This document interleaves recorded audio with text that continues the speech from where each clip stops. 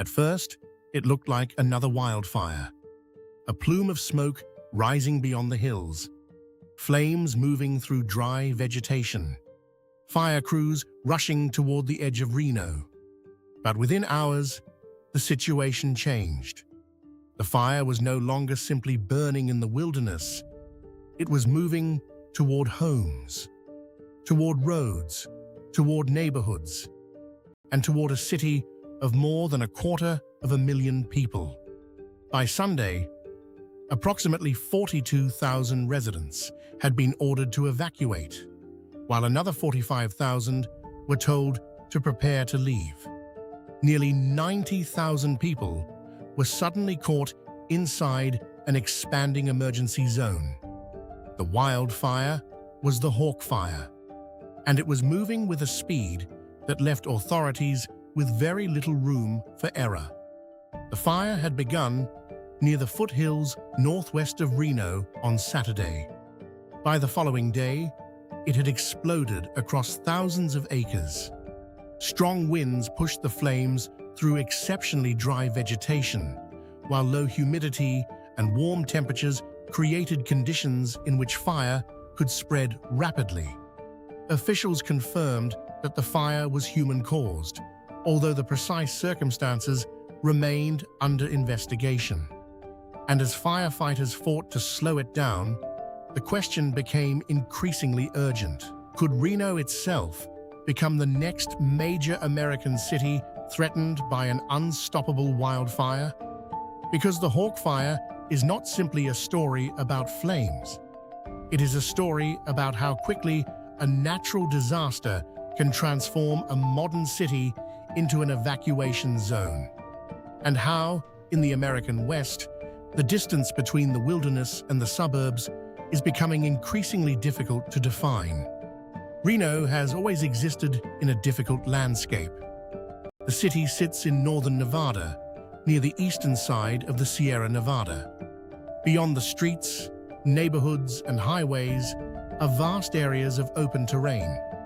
That landscape can look peaceful, but during extreme fire conditions, it can become fuel. Dry grasses, brush, and vegetation can ignite and carry flames across enormous distances.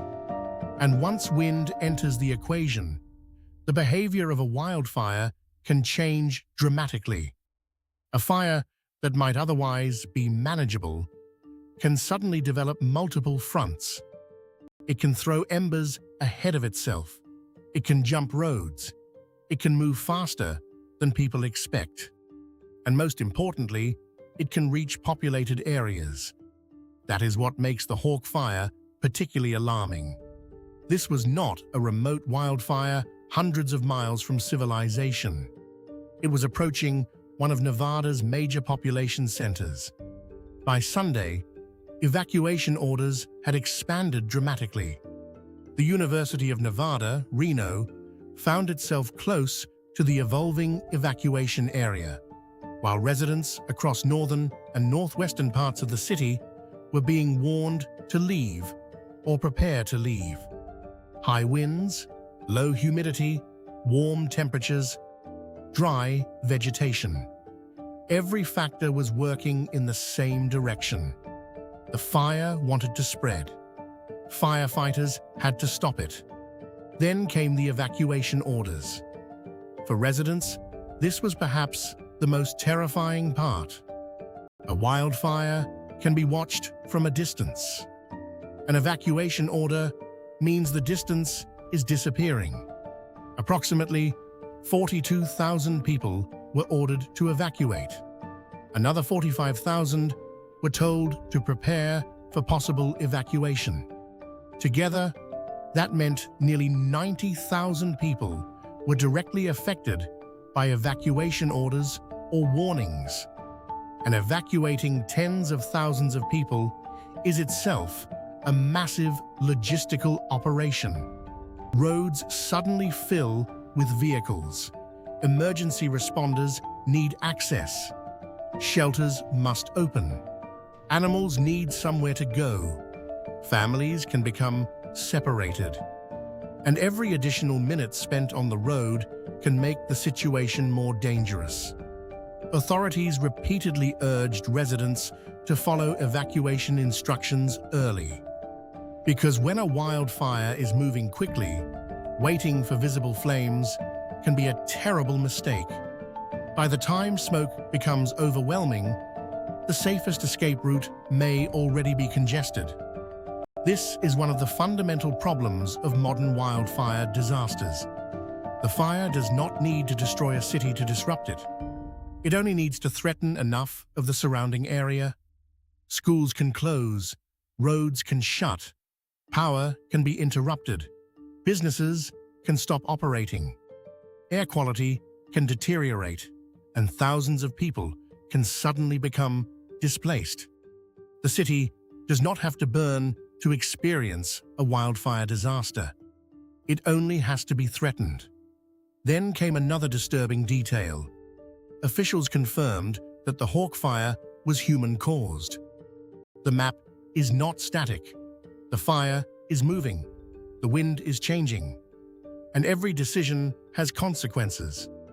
But there is a larger story behind Reno.